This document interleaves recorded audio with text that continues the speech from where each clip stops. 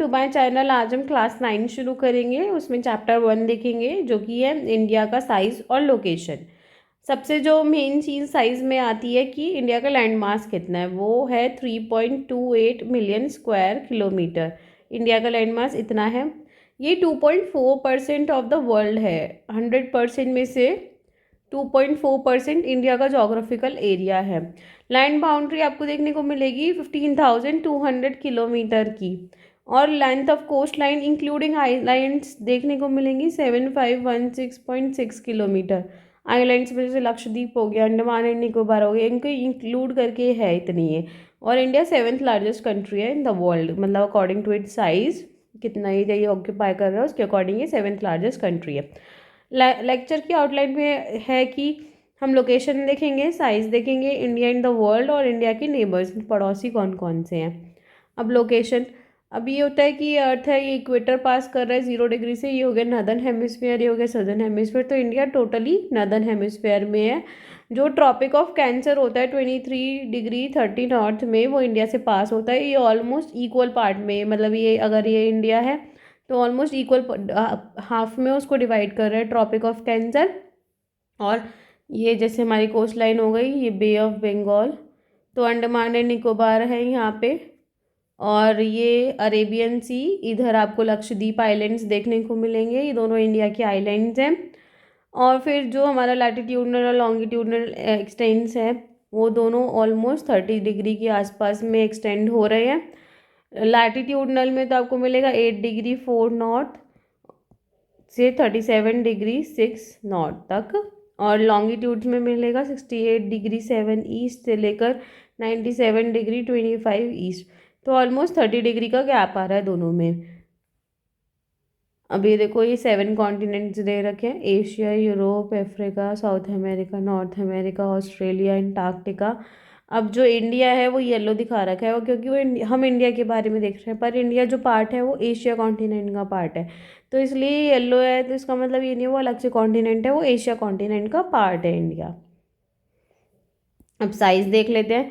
अब इंडिया जो है, इंडिया का छोटा सा मैप टाइप बना देती हूँ। जैसे ये ऐसे इंडिया है, तो ये जो नॉर्थ वेस्ट साइड है और नॉर्थ ईस्ट साइड, यहाँ पे तो आपको माउंटेन्स मिलेंगे, हिमालयाज। और फिर 22 डिग्री के बाद ना ये थोड़ा ऐसे मतलब पतला सा होने लगता है और इंडियन ओशन की तरफ गिरने लगता है, मतलब इंडियन ओशन की तरफ जाने लगता है। इधर आपको अरेबियन सी देखने को मिल जाती है, इधर आपको बे ऑफ बंगाल देखने को मिल जाता है। 30 डिग्री का दोनों तरफ गैप रहता है।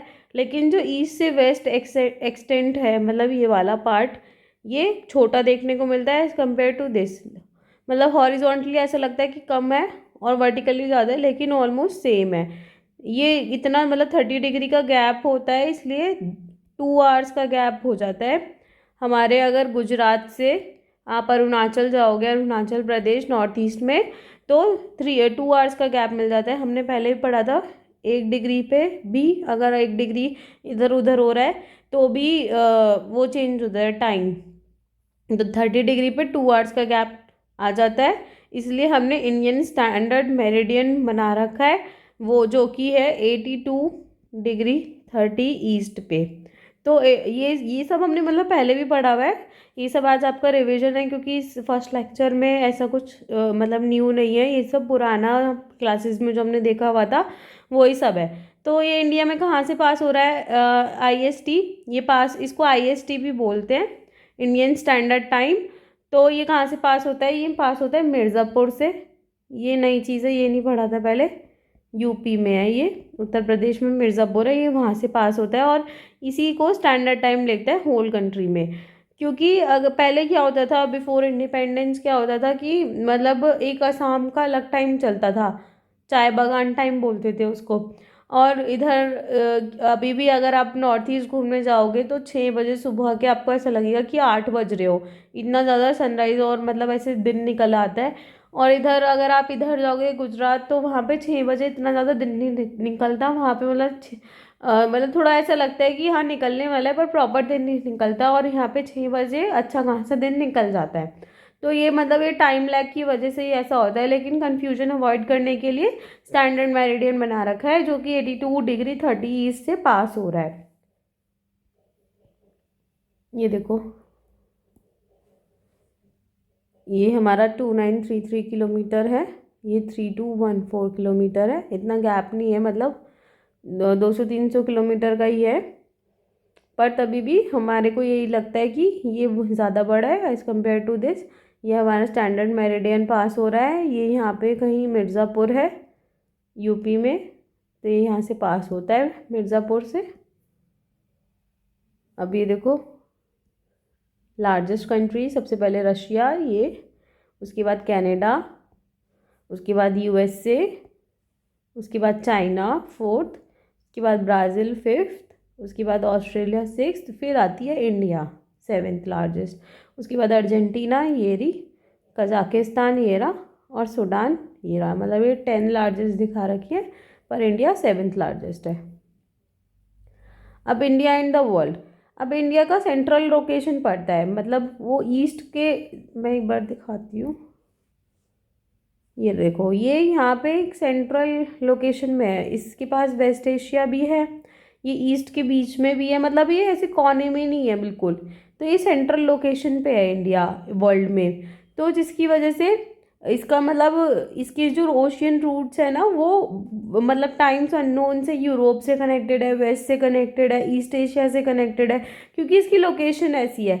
ऊपर से जो डेक्कन पेनिनसुला है वो इंडियन ओशन में इस्टेब्लिश हुआ हुआ है, जिसकी वजह से ये शुरू से ट्रेड करता है वेस्ट एशिया से, अफ्रीका से, यूरोप से। और ऊपर से एक 1869 में सुएज कनाल बना था, जिसकी वजह से इंडिया और यूरोप का जो गैप हो गया था वो 7,000 किलोमीटर से कम हो गया था। सोचो 7,000 किलोमीटर कितना ज़्यादा होता है, इतना गैप, मतलब इतना गैप कम हो गया सुएज कनाल खुलने से। सुएज कनाल कहाँ पे है? इजिप्ट में है ये ना, यहाँ यहाँ पे बना हुआ है सुएज कनाल।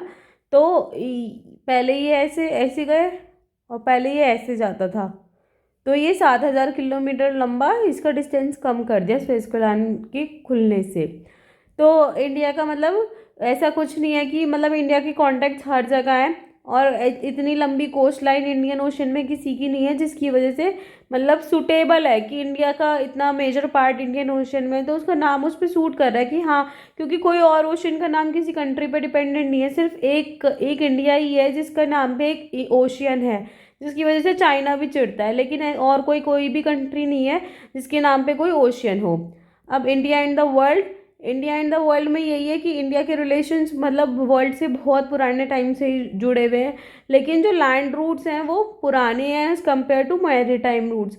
लैंड रूट्स मतलब जो माउंटेन पासिस से पहले हमारे यहाँ फॉरेन ट्रैवलर्स आते थे और इन्वेड करके ले जाते थे, जैसे कि ये खिलजी डायनेस्टी वगैरह चली है, ये सब डायनेस्टीज़, ये सब इंडियंस नहीं थे, ये बाहर से आते थे, माउंटेन पास क्रॉस करके आते थे और फिर इंडिया को रूल करते थे। तो पहले हमारा लैंड रूट्स ओपन हुए, उसके बाद मैरीटाइम हुआ है, तो ये याद रखना। हमारे माउंटेन में बहुत सारे पासेज है जिसकी वजह से एंशियंट ट्रैवलर्स आए थे। ओशियन का तो ये मोस्टली ब्रिटिशर्स के टाइम पे स्टार्ट हुआ था, उससे पहले ओशियन तो सिर्फ ट्रेडिंग के लिए ही काम आती थी मोस्टली। तो जिसकी वजह से इन इन रूट्स की वजह से हमारे यहाँ आइडियाज़ और कमोडिटीज़ बहुत पुराने टाइम से एक्सचेंज होती थी। उपनिषद की idea, Ramayana, Panchatantra, Indian numerals, decimal system, ये सब हमारी कंट्री से ही बाहर गया है। हमारे स्पाइसेस, मसलिन, ये सब बहुत फेमस थे all over the world. Cotton clothes, ये भी बहुत ज़्यादा फेमस थे ऑल ओवर वर्ल्ड, और ये बहुत ज़्यादा ट्रैवल भी करते थे डिफरेंट कंट्रीज़ में, बहुत डिमांड थी।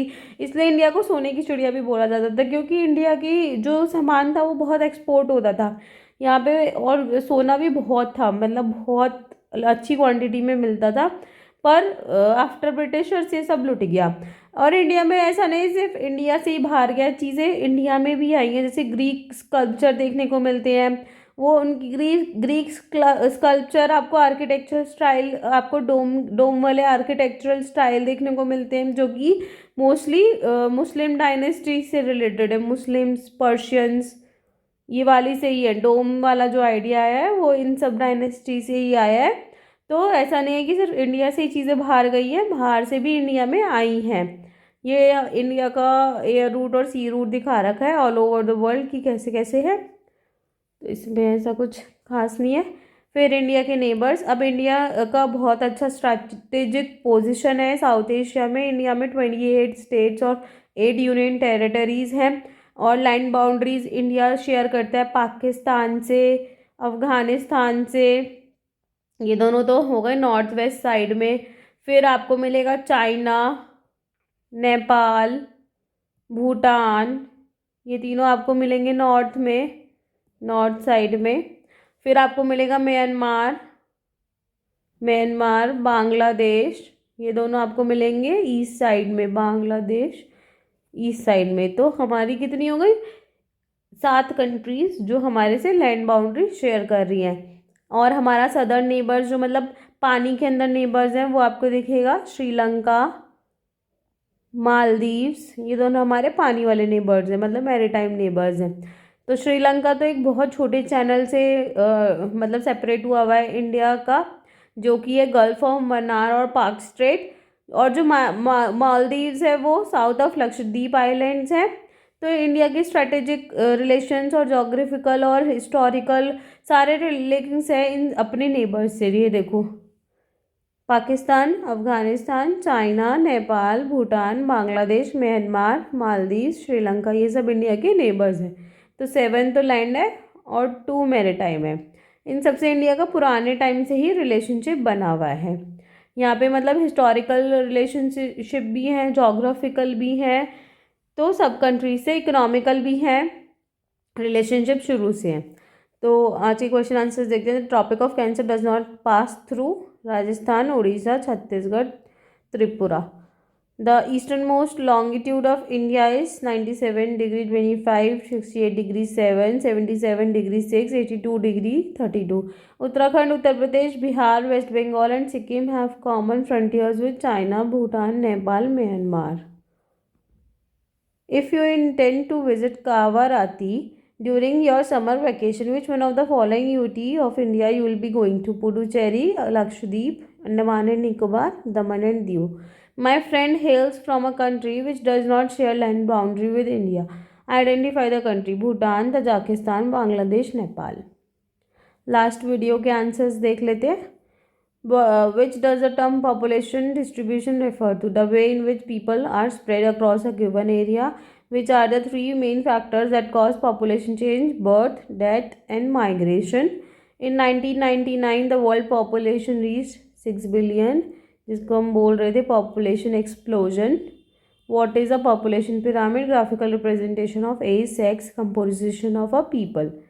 Thank you for watching my video. अगर आपको मेरी वीडियो पसंद आती है तो लाइक, शेयर एंड सब्सक्राइब करें, और अगर आपको मेरी वीडियो पसंद नहीं आती तो डिसलाइक करके कमेंट बॉक्स में रीज़न बताएं, और आज के क्वेश्चन के आंसर कमेंट बॉक्स में बताएं। Thank you.